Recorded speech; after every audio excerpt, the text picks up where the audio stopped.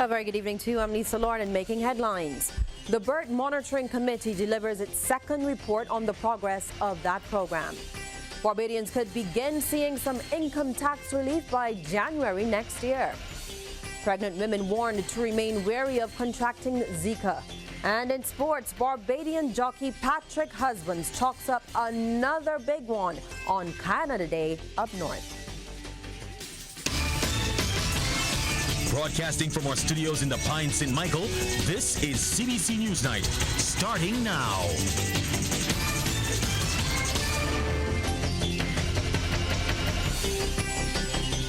And in our top story, the Barbados Economic Recovery and Transformation Plan Monitoring Committee is reporting that government is meeting its fiscal targets with the International Monetary Fund, and it has been making some good progress on the economic reforms.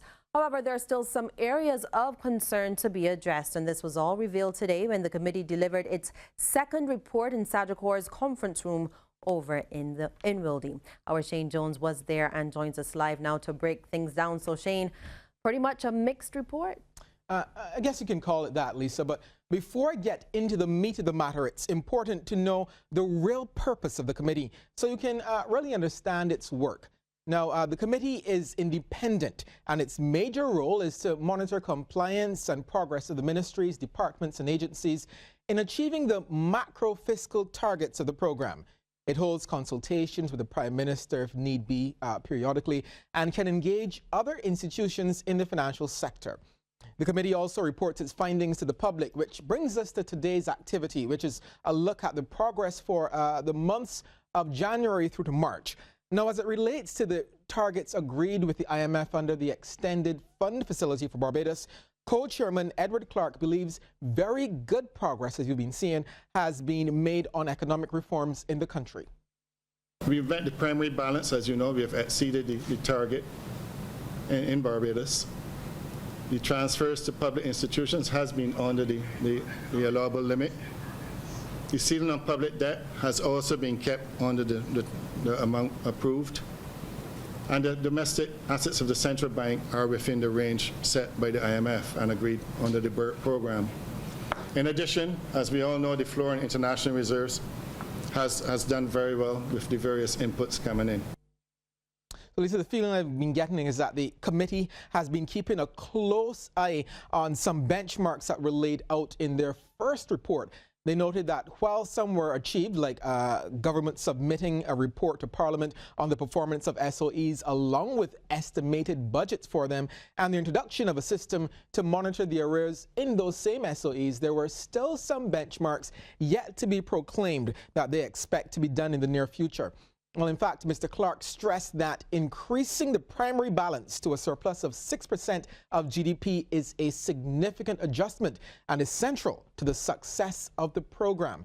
This target headlines a list of other must-dos for the committee. Take a look at another area that is being closely watched and discussed with members of the government. How we arrive at GDP in our numbers.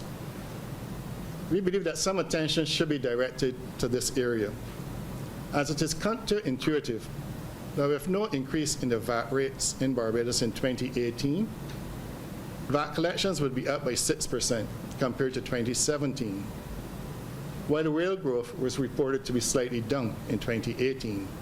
So something doesn't seem to align there. This may be due to the fact that there are other areas of the economy, new areas of the economy that may not have been captured officially in the government's or in the central bank's data. We are still in discussions about this, but it is something that we believe needs to be addressed. Now, this is a huge issue for them, a big one. The committee wants to see governments reprogram, and you remember that's retooling, empowering, retraining, and enfranchising to really hit the ground running. President of the National Union of Public Workers, Kenny McDowell, he sits on the committee. These workers would have been retrained sometime last year, and there is a 6-month process where they would have received unemployment benefits.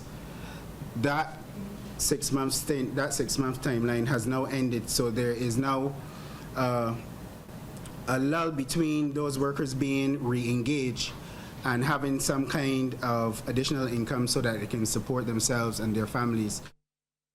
So in summary, if I had to wrap up the entire report today, Lisa, the government is being praised for hitting its economic targets, but the committee is being a good watchdog in pointing out the little areas that still need some work. Back to you, Lisa.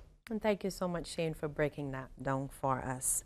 Well, from July this year, Barbadians should start to see some income tax relief, and by January next year, those tax returns should get bigger. The assurance from a Chief Economic Counselor to the Minister of Finance, Economic Affairs and Investment, Ambassador Dr. Clyde Maskell. Ambassador Maskell was addressing a BLP St. Michael West branch meeting where he explained that already people who earn up to $25,000 do not pay income tax, and those earning up to $35,000 currently pay 16.5%. But he says that that will drop to 12% come July. A person earning around $6,000 a month then will take home about $300 more in their pocket by next year. It's going to start during July. Now, that's not money to scoff at. And then that figure rises. As your income rises, it goes to $500, $600, $900, $2,000 more per month. Ambassador Maskell told Party faithful that people who say workers alone have been carrying the burden of government's adjustments are not telling the entire truth. Debt restructuring was about asking those who own the means of capital to make an adjustment. And what an adjustment it has been. That's why we're here. So that's part of the how. Because we cannot expect Barbadian workers to continue to have frozen wages and continue on the journey of sacrifice. We then ask those who had capital to play their part. Cricket Administrator Stephen Leslie says he's ready to lead the Barbados Labour Party's charge in the St. Michael West constituency. Now, he's one of two people who made their intentions known during that branch meeting at the St. Leonard's Boys' School. The post became vacant in the weeks after the BLP's 30-love victory in last year's general election. After securing the seat, Bishop Joseph Atherley crossed the floor to become the opposition leader. Now, speaking to the media following that meeting, Mr. Leslie, who is currently the branch secretary, says that he's the man for the job. I would have worked through about 4 different elections, and I believe after the board move that was taken back in 2018, where within a few hours there was an opposition leader, that the timing is correct for representation to come from within the core. I've served on the St. Leonard's School Board many years ago, and within my professional life I've done many things in recent times to try to empower young people and the older folk. St. Michael West needs representation that will be honest with them, will be trustworthy and transparent. I believe we have a leader in Warren Motley who wants us to steer the course, but I think you have to explain to people, speak with people to a point where they all understand that this journey is one that will not be done overnight. Well, the other person is entrepreneur Christopher Gibbs, who says he has already executed several successful projects in the community. One of the projects is free Wi-Fi that I have implemented in 2 spots so far. Has been very well received. We've also embarked on a program of helping the most needy individuals in the constituency via feeding programs. I've also done cleanup, the bushing programs in both Prescott Bottom and Skeets Road. And that was very well received. Those are areas where they had rampant rodent infestations and whatnot, and that really did help to, the residents to, feel better about where they were living. Pregnant women are being told that they should still be wary of contracting Zika. And to drive the message about that mosquito-borne disease home, the Barbados Red Cross tried a different tactic over the weekend. The organization hosted a Healthy Baby, Healthy Mama Expo at the Barbados Museum and Historical Society. Zika project coordinator Daniel Toppin says their focus was teaching parents about the importance of staying healthy and creating the right environment to ensure a healthy baby. There's so many different things that go into a healthy pregnancy, and the best way to prevent any virus, not just Zika, be it dengue, be it chikungunya, is to be healthy, which is why we have a focus on the things that you eat, the things that you put into your mind, because there's so many things that create health and wellness, and we know that that's an area of focus now in Barbados, so that's the approach that we're taking with this, not just health, but health and wellness. Young people are being advised to look to positive role models in society. It is from preacher at the James Street Methodist Church, Sister Natalie Yearwood, during a service to mark the one-year anniversary of the Mia Amor Motley-led BLP administration. Sister Yearwood says that young people have a critical role to play in the future development of the nation. She urged them to make use of good opportunities and to follow worthwhile examples. Choose your role models wisely. And I don't want to call names like Movado and those, because I don't want to step on your toes. But I don't believe that they're nice role models for you. But that's just my opinion. I want you not only to seek out those who will tell you what you want to hear, but rather seek the counsel of people who are capable of guiding you into making good choices and steering you on the right path. The preacher says it's important that young people learn to accept constructive criticism and not be so eager to talk back.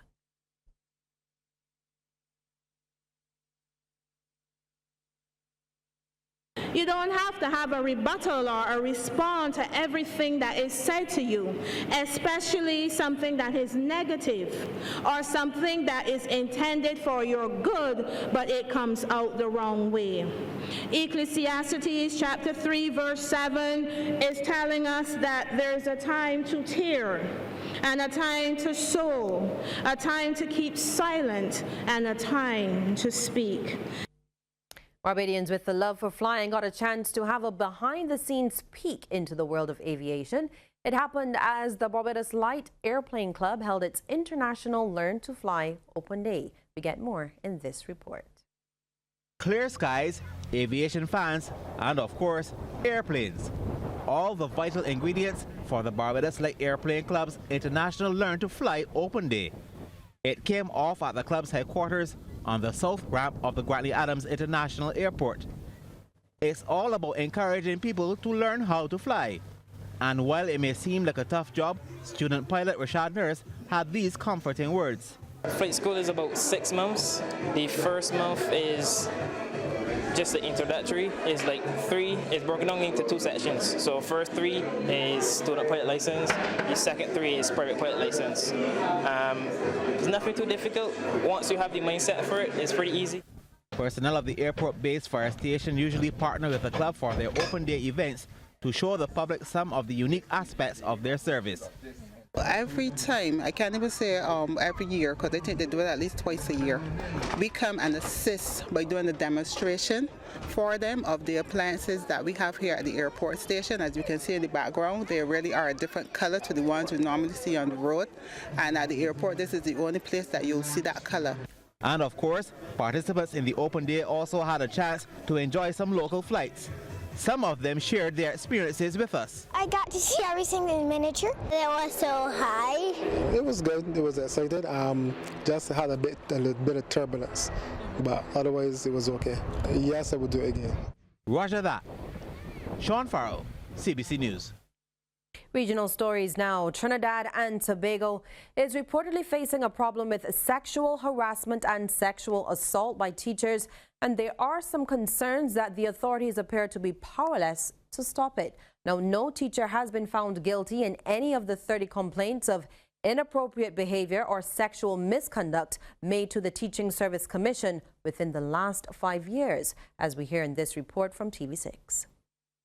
The matters fail because the child is unwilling to relive that experience in a tribunal. The mothers usually would not want the child to come forward. And we also suffer from poor investigations, poor investigation reports. The Commission says the police would have greater success. However, many of the incidents are never reported to the police. And in the one instance where a teacher has been convicted, the Commission is still unable to take action. 2016. The structure of the regulations does not permit us to dismiss him yet until we have in our hand the court extract from the magistrate's case. For the period 2014 to 2019, the Commission received 33 reports of harassment by teachers against children. 21 male teachers against female students, 4 male teachers against male students, 1 female teacher against a female student, 2 female teachers against male students, 1 female teacher against a class of male and female students. Ironically, the Ministry of Education has no such reports. Well, police in Jamaica are raising serious concern as they try to clamp down on car theft. The force there admits it is facing many challenges in apprehending the perpetrators. The theft of motor vehicles in the island should not be seen in a vacuum. That's according to members of the Counter-Terrorism and Organized Crime Unit, who say these acts are linked to other illegal activities. We have several gangs in Jamaica, and if each gang is involved in the stolen motor vehicle trade, then you will understand that there's going to be a lot on the police to recover those vehicles. And most of these vehicles are parts, so the moment that these vehicles are stolen, then they're hidden, and the chances of finding them is very, very low. SSP McLaughlin highlights that these vehicles are laundered through the taxi system. This creates a continuous stream of income for illicit operations, a matter a taxi association says it is aware of. There are several stolen vehicles out there that are operating as taxis, especially in the corporate area. And these vehicles are being used to do illegal activities. And we are very, very concerned as a sector about it because everybody, whatever happened in the sector, of course, we are being blamed for whatever happened because the impression is given that these vehicles are legal operating vehicles. And so we are calling on the police to be more vigilant because we as an organization can't do anything. So we are calling the police to be more vigilant in checking these vehicle documents. SSP McLaughlin, like Mr. Newman, is advising persons to support the security forces in their searches. Well, Lego blocks, a favorite pastime toy, is being used as a therapy tool over in the Bahamas. We hear more in this report from ZNS. Brick by brick, block by block, children at the Seahorse Institute build Legos. Is that it? Oh, that's it! And from the outside looking in, it might seem like they were playing, but it's actually a therapy session in progress. So it's actually called Lego-based therapy, and it's essentially a social development program that was created and designed to support social skills for children who have autism spectrum conditions or related conditions. The session places children of similar ages in small groups, and together as an engineer, a supplier, and a builder, the students work until their Lego sculptures are complete. It's a practice that helps with the development of not only social skills, but motor and language skills as well. Perhaps Antoinette comes and we notice that in 60 minutes, she's not actually looking at her peers and asking her peers any questions, okay? So we record in 60 minutes, she made 0 spontaneous requests with eye contact, okay? Then in 6 weeks of Lego therapy, we see that she's doing it a bit more. Now she's doing it 3 times in the 60 minutes. So we can now say that given the same social situation, we haven't changed anything. We're seeing improvements in that specific skill. In 2017, Reach Bahamas quoted autism as appearing to be one of the fastest growing developmental disabilities among Bahamian children. And the Seahorse Institute plans to reach more of those children in the coming months with a summer camp infusing Lego-based therapy.